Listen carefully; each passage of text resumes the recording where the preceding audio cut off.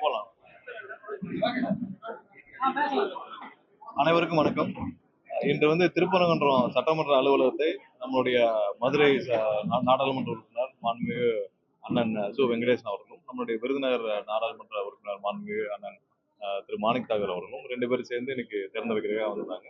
நம்மளுடைய இங்க சட்டமன்ற அலுவலகம் இன்னைக்கு தான் எல்லாம் தயாரிப்பு பணிகள்லாம் முடிஞ்சு இன்னைக்கு திறந்திருக்கோம் பொதுமக்களுக்காக. இனிமேல் முழு அளவில் இங்க அலுவலகம் செயல்படும், திருப்பரங்குன்றம் சட்டமன்ற அலுவலகம். ஸோ இன்னைக்கு அதை திறந்து வைக்கிறதுக்காக வந்திருக்காங்க.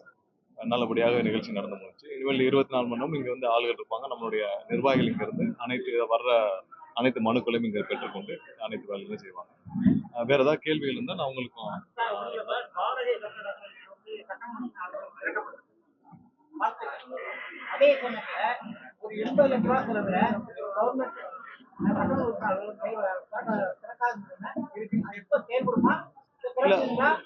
இல்ல அந்த அந்த அலுவலகத்தை வேற ஏதாவது பணிக்கு, இப்ப மகளிர் சுய உதவி குழுக்கள் வேற ஏதாவது பணிக்கு பயன்படுத்திருக்காங்க. 2 அலுவலகம் இருந்தால் மக்களுக்கு கொஞ்சம் அவங்களுக்கு ஒரு சின்ன கன்ஃபியூஷன் இருக்கும். அரசு கட்டிடம் அதை வந்து வேற ஏதாவது சுய உதவிக்குழோ இல்ல சேவை மையம் ஏதாவது ஒரு இதுக்கு பயன்படுத்திக் கொள்ள ஏற்கனவே சொல்லி வச்சாரு. ஒரு அலுவலகம் இருந்தால் மக்களுக்கும் வர்றதுக்கு ஒரே இடமா இருக்கும், பயனுள்ளதாக இருக்கும். அதனால ஏற்கனவே அது வந்து எல்லாருக்கும் கலெக்டருக்கும் அதை அறிவித்து இல்ல அது வந்து என்னன்னா மிகப்பெரிய குளறுபடி நீட்ல. இந்த நீட்டே தேவையில்லைன்றதான் எங்களுடைய எண்ணமும் கூட. நீட்டே தேவையில்லை, இந்த நீட்டே மிகப்பெரிய குளறுபடி. இது வந்து மக்களுக்கு தேவையில்லாத அலக்கழிப்பு. இதோட வந்து ஒரு தேர்வை வந்து ஒன்றிய அரசு ஒழுங்கா கூட நடத்த முடியாத அளவுக்கு ஒரு தேர்வை கூட ஒழுங்கா நடத்த முடியல. லட்சக்கணக்கான மாணவர்கள், 20 லட்சம் மேற்பட்ட மாணவர்கள் எழுதுறாங்க. ஒரு கொஸ்டின் பேப்பரை கொண்டு போய் சரியா கொடுக்க முடியல.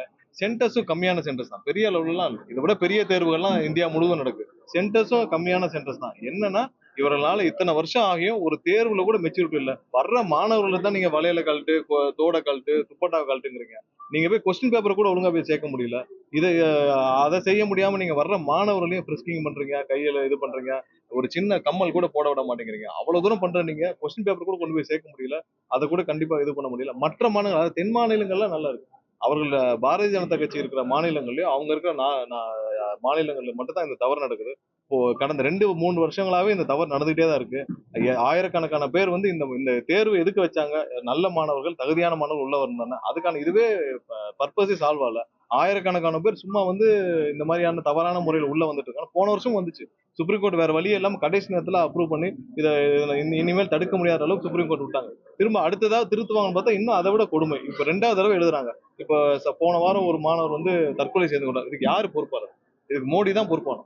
இந்த தவறுக்கு கண்டிப்பா மோடி தான் பொறுப்பா இருக்கணும்.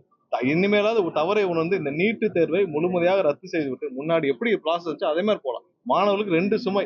இந்த புக்கையும் படிக்கணும், அந்த புக்கையும் படிக்கணும். ஒண்ணு இவங்க என்ன பண்ணிட்டாங்க, தனியார் வந்து கொள்ளையடிக்கிறதுக்கு, தனியார்கள் வந்து இன்னைக்கு நிறைய டியூஷன் சென்டர் திறக்கிறதுக்கும் இந்த நீட்டு டியூஷன் சென்டர் திறக்கிறதுக்கு தான் வழிவகை செஞ்சு கொடுத்தாங்க தவிர்த்து வேற எந்த வகையிலும் இது இல்லை. ஒவ்வொரு பெற்றோருக்கும் மாசத்துக்கு இல்ல வருஷத்துக்கு ஒரு 2-3 லட்ச ரூபாய் எக்ஸ்ட்ரா செலவுகளை இந்த 11ஆம் வகுப்புல இருந்து இதை ஆரம்பிச்சிருக்காங்க. நீட் கோச்சிங் சென்டருக்கு ஒரு 2-3 லட்ச ரூபாய் எக்ஸ்ட்ரா செலவு தான் பண்ணி கொடுத்துருக்காங்க. ஒவ்வொரு மாநிலத்திலயும் ஒரு 700-800 கோடியாவது தனியாருக்கு, யாருக்காவது டியூஷன் சென்டருக்கு இந்த நீட்டு தேர்வு பயிற்சி மையங்களுக்கு போற மாதிரி பண்ணி கொடுத்தாங்க தவிர வேற எந்த யாருக்குமே பிரயோஜனம் இல்லை. நாகதாஸ் விவகாரத்துல கடந்த 40 வருடங்களா வந்து இந்த அரசியல் கட்சி, நம்ம கர்நாடக அரசியல் கட்சி வந்து பொலிட்டிக்கல் அஜெண்டாவா யூஸ் பண்ணிருக்காங்கன்னு சொல்லி டி.கே. சிவகுமார் சொல்லியிருக்காரு. காங்கிரஸ் கட்சி இல்ல, இதை வந்து கண்டிப்பா கர்நாடகத்தில் இருக்கிற எல்லா கட்சிகளும் இதை பொலிட்டிக்கலா மட்டும்தான் யூஸ் பண்றாங்க. கர்நாடகாவில் இருக்க எல்லா கட்சியும் எந்த கட்சி வந்தாலும் நம்ம இதை வந்து நம்ம லீகலான ஸ்டாண்டில் தான் நம்ம யூஸ் பண்ண போறோம். இதுல எந்த மாற்று கருத்தும் இல்லை. கர்நாடகாவில் யாரு வந்தாலும் அவங்க பொலிட்டிக்கலா இதை யூஸ் பண்ணிட்டே தான் இருக்கிறாங்க. இதுல 30-40 வருஷமா நம்மளும் பார்த்துட்டு இருக்கோம். எந்த அரசு வந்தாலும் அவங்களோட எலெக்ஷன் டைம்லயோ இதெல்லாம் யூஸ் பண்ணிட்டு இருக்காங்க. கண்டிப்பா நம்ம அதை அனுமதிக்க போவதில்லை. நாங்க வந்து இங்க இருக்கிற அனைத்து கட்சிகளும் நேற்று வந்து போட்ட தீர்மானத்திற்கு, நம்மளோட இதுல முதல்ல கொண்டு வந்த தீர்மானத்திற்கு அனைவரும் ஆதரவு தெரிவிச்சிருக்காங்க. இதே ஸ்டாண்ட் தான் நம்மளும் இருப்போம். நம்ம சட்டப்பூர்வமாக எப்படி நம்மளுடைய உரிமை நிலைநாட்ட முடியுமோ அதான் நம்ம. முதல்வன் திட்டத்தை வந்து சிக்கல் விட்டாங்க, எங்களோட ஸ்கீமை தான் இது பண்றாங்கன்னு சிஎம் ஸ்டாலின் சொல்றாரு. இல்ல, யாரும் எதையும் ஸ்டிக்கர்லாம் ஒட்டலைங்க. அந்த திட்டத்தோட பெயர் புரியுற முறையா இருக்கணும். நீங்க அது ஸ்கில் டெவலப்மெண்ட், திறன் மேம்பாடுன்னு பண்ற ஒரு டிபார்ட்மெண்ட். நீங்க முதல்வர்னா நிறைய பேர் கன்ஃபியூஸ் ஆறாங்க. ஏதோ சிஎம் அடுத்து வந்து முதல்வர் ஆக்குறதுக்கு ஏதோ நடக்குது போல நினைச்சுக்கிறாங்க. அதுதான் அவங்க வீட்டுல வாரிசு அடிப்படையில் நடக்குது. அப்புறம் இப்படி ஒரு பேரு அது ஸ்கில் டெவலப்மெண்ட். அதனால ஸ்கில் டெவலப்மெண்ட் மாத்திருக்கோம். அதனால ஒன்றும் பெருசாலாம் திட்டம் தொடருது. பேர் மட்டும் கன்ஃபியூசிங்கா இருக்கு. யாருக்காவது நான் முதல்வன் திட்டம் என்னன்னு கேட்டு பாருங்க, யாருக்குமே தெரியாது. திறன் மேம்பாடு தான் அங்க அதோடைய அந்த டிபார்ட்மெண்டோட வேலை திறன் மேம்பாடு. திறன் மேம்பாடு ஸ்கில் டெவலப்மெண்ட் மாத்திருக்கோம். அவ்வளவுதான். இது ஒன்றும் பெரிய பெரிய சேஞ்சஸ். தேர்தலுக்கு பிறகு கூட்டணி நாங்கள் சொல்லல அப்படியே பேசினாலும் இப்ப என்ன வெளியே சொல்லலாம். அரசு வாரிசு இல்ல அதோடைய விளைவு தானே 2 பேரும் அனுபவிச்சுட்டு இருக்காங்க. 2 பேரும் வந்து கூட்டணி வேணும்னு சொல்லி 2 பேரும் பேசிட்டாங்க. 2 பேரும் கூட்டணி போறதுக்கு முடிவு இருக்காங்க. 2 பேரும் போய் பார்க்கட்டுமே, மக்களை சந்திக்கட்டுமே. 2 பேரும் எதிராக இருந்து 2 தேர்தலை சந்திச்சுட்டு 2 பேரும் சேர்ந்து ஒரு ஆட்சியை குறுக்கு வழியில கொண்டு வர நினைச்சா அதோடைய பயனை தான் திரு எடப்பாடி அனுபவிச்சுட்டு இருக்காரு. திரு ஸ்டாலின் அவர்கள் அனுபவிச்சுட்டு இருக்காரு. அவங்க அடுத்தடுத்து எப்படி போகணும் அவங்க தைரியம் இருந்தால் அது 2 பேரும் ஓப்பனாவே அறிவிக்கட்டும். திரு ஆர் எஸ் பாரதி சொன்ன மாதிரி நாங்க 2 பேரும் சேர்ந்து தான் வந்து திரைமறைவா இருந்தது இன்னைக்கு கொஞ்சம் கொஞ்சமா ஒத்துக்கிட்டாங்க. ஸோ இதே தான் அவங்களும் பண்ணியிருக்காங்க. எல்லாரும் அவங்க கூட்டணி கட்சியில இருந்து எல்லாருமே சொல்லியிருக்காங்க. எதற்காக வெளியே வந்தோம்னு சொல்லியிருக்காங்க. ஏன்னா அவங்க என்ன சொன்னாங்க, நாங்க வந்து 2 பேரும் சேர்ந்து திரு ஸ்டாலின் அவர்களும் திரு எடப்பாடி அவர்களும் 2 குடும்பமும் காப்பாற்றிக் கொள்வதற்காக 2 பேரும் சேர்ந்து கவர்மெண்ட்டை ஃபார்ம் பண்ணு நினைச்சாங்க. அந்த கவர்மெண்ட்டை ஃபார்ம் பண்ணு நினைச்சோட விளைவு தான் 2 பேரும் பார்த்துட்டு இருக்காங்க. மக்களும் பார்த்துட்டு இருக்காங்க. 2 பேரும் சேர்ந்து தைரியம் வந்தால் அடுத்த தேர்தலை சேர்ந்து எதிர்கொள்ளட்டும். பாரதிய ஜனதா கூட சேர்த்து எதிர்கொள்ளட்டும். கூட்டணி சம்பந்தமா கூட்டணி கட்சி தலைவர் அனைவரும் சேர்ந்து முடிவு பண்ணுவாங்க. அதை பத்தி வேற ஏதாவது எவ்ரி சாட்டர்டே வந்து இந்த மாதிரி வந்து பனையூர்ல போய் வில்லிங்கா சேர்றாங்கன்னு. ஆனா எதிர்கட்சியில இருக்கிறவங்க எல்லாம் ஆள் பிடிக்கிறாங்க. ஒவ்வொரு வாரமும் இந்த மாதிரி வந்து உள்ளாட்சி தேர்தலை கணக்கு பண்ணி தான் வந்து நிறைய பேர் சேர்றாங்க. ஒரு நிமிஷம் நான் இப்ப சொன்னேனே, நீங்க சொன்னீங்களே 2 பேரும் சேர்ந்து ஆட்சி, அதோட விளைவு தான் நான் சொல்லிட்டு இருக்கேன். எல்லா கட்சியில இருக்க அந்த கட்சி 2 குடும்பமும் அவங்களை காப்பாத்திக்கிறதுக்காக, அவங்க ஆட்சி அதிகாரத்தில் இருந்தா தான் அவங்களோட இருக்கிற சொத்துக்களை காப்பாற்றணுன்றதுக்காக அவங்களுக்குள்ள ஒரு அக்ரிமெண்ட் போட்டு கவர்மெண்ட் ஃபார்ம் நினைச்சாங்க இருக்கிற எம்எல்ஏ ஸ்ட்ரென்த்தை வச்சு. ஆனால் அதுவும் போதுமானதா இப்போ வரைக்கும் குறுக்கு வழியில் 2 பேரும் முயற்சி செஞ்சுட்டு தான் இருக்காங்க. இப்பவும் சொல்றோம், திரும்பவும் குறிச்சு வச்சுக்கலாம். இப்போ வரைக்கும் திரு ஸ்டாலின் அவர்கள் சார்ந்தப்பட்ட ஒரு சில நபர்களும் சேர்ந்து, திரு எடப்பாடி சார்ந்த ஒரு சில நபர்களும் சேர்ந்து குறுக்கு வழியில ஆட்சி அமைக்க முயற்சி செஞ்சுட்டு தான் இருக்கிறாங்க. அதை பிடிக்காமல் அவங்களுடைய தொண்டர்கள் எத்தனை நாளைக்கு இந்த குடும்பத்தை காப்பாற்றுறதுக்கு அவங்க வேலை பார்த்துட்டு இருப்பாங்க. நேர்மையாக அரசியல் பண்ணி மக்களா தினமும் களத்தில் இருக்கிற நிர்வாகிகள் யாருக்கும் இதை ஏற்றுக்கொள்ளாமல் எல்லாரும் வந்து சேர்றாங்க. பட் அவங்களையும் உள்ள அரவணைச்சு அவங்களுக்கு தேவையான அளவுல ஒரு அகாமடேஷன் பண்றதுக்கு கண்டிப்பா எங்களுடைய கட்சியில் கொஞ்சம் நாள் எடுக்கும். அது கொஞ்சம் கொஞ்சமா நாங்க செஞ்சுட்டே வரோம். இது அதோட விளைவு, நான் சொன்ன அந்த அதோட விளைவு தான் அது. அதுக்கும் வந்து பனையூர்ல வந்து சேர்றது எல்லாரும் சேர்றாங்க. பட் அவங்க கொஞ்சம் கொஞ்சமா அந்த மாவட்ட வரைய நாங்களும் இது பண்ணி கொஞ்சம் அகாமடேட் பண்ணிட்டு இருக்காங்க, முயற்சியிலே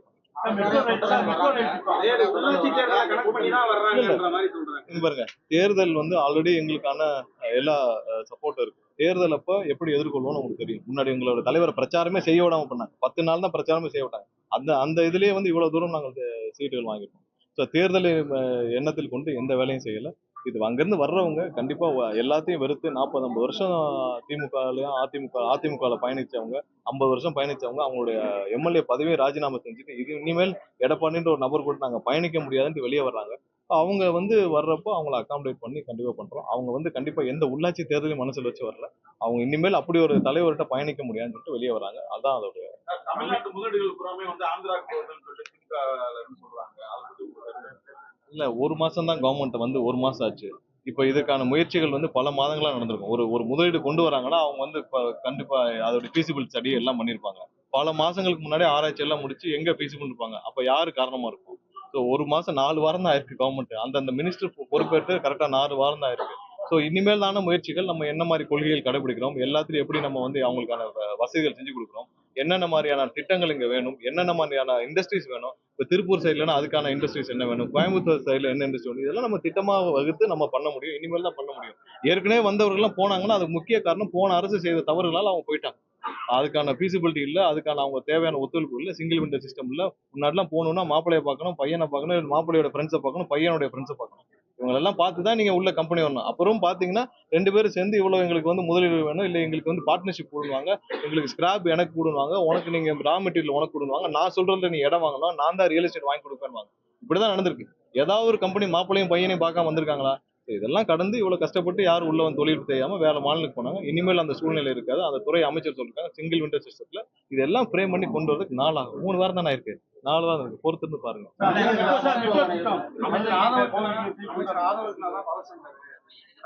பாருங்க, உலகத்துக்கே தெரியும் இந்த ஆட்சியில எங்களுடைய தலைவர் தமிழகத்துடைய முதல்வர், அவரை தவிர்த்து எந்த சென்டரும் கிடையாது. அவர் ஒருத்தர் தான் ஒரே சென்டர். நன்றி. மருத்துவமனை எல்லாம் இல்ல பொதுமக்களோட சேர்ந்து நிறைய நிர்வாகிகள் போய் பாக்குறாங்க. அதுல ஒன்றும் தப்பு இல்லை. ஏன்னா பொதுமக்கள் பயன்படுத்துற இடத்த எல்லாரும் போய் பார்க்கிறதும், அங்க போய் பொதுமக்கள் பயன்படுற இடத்துல போய் எல்லாரும் யாரும் தேவையில்லாமல் யாருக்கும் தொந்தரவு கொடுக்கக்கூடாதுன்னு சொல்லுவாங்க. அதே நேரத்தில் இன்னைக்குதான் பொதுமக்களுக்கு ஆக்சஸ் கிடைச்சிருக்கு. முன்னாடிலாம் யாராவது போய் ஏதாவது துறைக்குள்ள பார்க்க முடியுமா? இல்ல நீங்க போய் ஏதாவது துணை இன்னைக்கு தலைமைச் செயலகத்துல பாத்தீங்கன்னா அவ்வளவு பேர், ஒவ்வொரு அமைச்சருக்கும் அவ்வளவு பேர் பொதுமக்கள் பாக்குறாங்க. முன்னாடி தலைமைச் செயலகத்துல புரோக்கர் தான் இருப்பாங்க. இன்னைக்கு எந்த புரோக்கரும் தலைமைச் செயலர் கூடாது, பொதுமக்கள் தான் உள்ள இருக்காங்க. ஸோ அதனால பொதுமக்களோட நிர்வாகிகள் எல்லாம் போய் பாக்குறாங்க, பார்த்துட்டு வராங்க. அதுல ஏதாவது தேவையில்லாமல் யாருக்காவது தொந்தரவு செய்தால் கண்டிப்பாக அது முதல்வர் அனுமதிக்க மாட்டாங்க. நன்றி. மதுரை விமான நிலைய மெட்ரோ விரிவாக்கத்துல 2 எம்பியுமே குரல் கொடுத்திருக்காங்க. தமிழக அரசு இதுல அழுத்தம் கொடுத்து கொண்டு வருமா? கண்டிப்பா அதுக்கான முயற்சிகள் இருக்கும். மெட்ரோ மட்டும் இல்ல, மதுரை மாநகராட்சியில கழிவுநீர் கால்வாய்கள் கொண்டு வரதுக்கான இப்ப 2 பேரும் எல்லாரும் சேர்ந்துதான் அடுத்த வாரம் ஒரு மீட்டிங் கண்டக்ட் பண்ணலாம் இருக்கோம். கழிவுநீர் கால்வாய்கள் மதுரை முழுசு வேணும். மதுரையில நிறைய வளர்ச்சி வேணும். இதுக்கு முன்னாடி மதுரையில பாத்தீங்கன்னா ஒரு சென்ட்ரிக் போக்கஸா இருந்துச்சு. ஒரு சில பேர் தனி நபர்கள் அவர்களே அவங்களுக்குள்ள எல்லாமே அவங்களே பண்ணிக்கிட்டாங்க. அப்படிலாம் இருக்காது. மதுரையில மிகவும் எல்லா வழியிலும் ஒரு அடிப்படை வசதி இல்லாமல் மதுரை இருக்கு. அந்த இதுக்கு முழுவதுமாக முன்னாடி இருந்த அமைச்சர்களும், இங்க மதுரையில இருந்த அமைச்சர்களும், அங்க இருக்க எம்எல்ஏக்களும் எல்லாம் தான் காரணம். அதெல்லாம் சரி செய்து மக்களுக்கு முதல்ல கழிவுநீர் கால்வாய்கள் முழுமையாக திட்டம் கொண்டு வரப்பட வேண்டும். மதுரையில நிறைய இடத்துல அடிப்படை வசதிகள் எல்லாம் இருக்கு. எல்லாத்தையும் திரும்ப கொண்டு வரக்கான பணிகள் நடக்கும். அடுத்த வாரம் திரும்பவும் ஒரு மீட்டிங் அரேஞ்ச் பண்ணிருக்கோம் கலெக்டரோட, எம்பி, நம்மளுடைய மதுரை எம்பி அண்ணன் சு வெங்கடேசன் அவர்களும் மற்ற எல்லா அதிகாரிகளும் நாங்கள் அடுத்த வாரம் ஆலோசனை வைக்க போறோம். வச்சுட்டு விரைவில் அதுக்கான முடிவு எடுக்கும். தூய்மை பணியார் தனியார் நண்பர்களே, நான் ஒன்று சொல்லிக்கிறேன். நம்முடைய மதுரை மாவட்டத்தினுடைய பொறுப்பு அமைச்சர் மாண்புமிகு சகோதரர் நிர்மல்குமார் அவர்களுடைய திருப்பரங்குன்றம் தொகுதி சட்டப்பேரவை உறுப்பினருக்கான தொகுதி அலுவலகத்தை நம்முடைய மாண்புமிகு விருதுநகர் நாடாளுமன்ற உறுப்பினர் திரு மாணிக்கம் தாகூர் அவர்களும் நானும் இணைந்து இன்றைக்கு துவக்கி வைத்திருக்கிறோம். ஒரு முன்மாதிரியான சட்டப்பேரவை அலுவலகமாக இந்த அலுவலகம் இருந்து செயல்பட வேண்டும். அதற்கு அவருக்கு என்னுடைய வாழ்த்துக்களை தெரிவித்துக் கொள்கிறேன். அதே போல நம்முடைய மாவட்டத்தினுடைய பொறுப்பு அமைச்சர், தமிழ்நாட்டில் மிக பாரம்பரியமான மிக முக்கியமான மாவட்டம் மதுரை மாவட்டம். மதுரை மாவட்டத்திற்கு பல வளர்ச்சி திட்டங்களை கேட்டு கொண்டு பெற வேண்டியதில் மிக முக்கியமான பொறுப்பு மாவட்ட அமைச்சருக்கு உண்டு. எனவே அந்த வகையில் மதுரையில் மிக அடிப்படையான பல நல்ல விஷயங்களை கொண்டு சேர்ப்பதற்கு அவர் கூடுதலாக இந்த காலங்களில் முயற்சி எடுப்பார். அதற்கு நாடாளுமன்ற உறுப்பினர்கள் என்ற முறையில் நானும் மாணிக்கம் தாகூர் எம்பி அவர்களும் உறுதுணையாக இருப்போம். மதுரையினுடைய மக்களினுடைய பிரச்சனைகளை தீர்வதற்கும் வளர்ச்சி திட்டங்களை கொண்டு செல்வதற்கும் மாநில முதலீடுகளில் மிக அதிகமான விஷயங்களை மதுரைக்கு கொண்டு சேர்க்க வேண்டும் என்று நான் கேட்டுக்கொள்கிறேன்.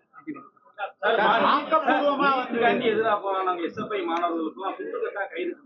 நம்ம நிலைப்பாடு நீட் வேணான்றதுதான். கைது நடவடிக்கைகள் ரொம்ப ஆக்ரோஷமா இருக்குன்னு சொல்லி இல்ல, அதாவது நீட் வேண்டாம் என்பதற்கும் நீட்டினுடைய குளறுபடிகளை தொடர்ந்து அம்பலப்படுத்தி கொண்டும் போராடி கொண்டும் இருக்கின்றோம். அதே போல மாநில அரசினுடைய நிலைப்பாடும் இப்போ அமைச்சர் தெளிவுபடுத்தியிருக்கார். நீட் என்பது முழுக்க முழுக்க மாணவர்களுடைய நலனை விட பிறர்களுடைய நலன் தான் முக்கியமாக கருதப்படுகிறது.